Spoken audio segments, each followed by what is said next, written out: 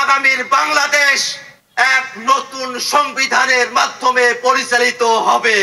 এই সব ঘোষণার মধ্য দিয়ে জাতীয় নাগরিক পার্টির কেন্দ্রীয় কমিটির আংশিক আমরা ঘোষণা করলাম অল্প সময়ের মধ্যে প্রেস রিলিজের মধ্য দিয়ে আমরা আমাদের আহ্বায়ক পূর্ণাঙ্গ কমিটি ঘোষণা করব।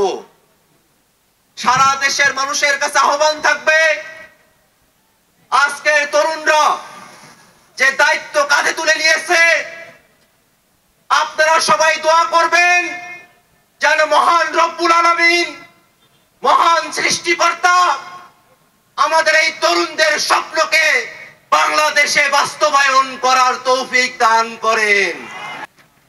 বাংলাদেশে যারা গণহত্যা চালিয়েছে, এই তরুণরা যেন তাদের নেতৃত্বে এই বাংলার জমিনে সেই খুনি গণহত্যাকারী আওয়ামী লীগ এবং তাদের দোসরদের বিচার করতে সক্ষম হয়। বাংলাদেশে 54 বছর পরে আমরা যে সুযোগ পেয়েছি, একটি নতুন সংবিধানের বাস্তবতা তৈরি হয়েছে।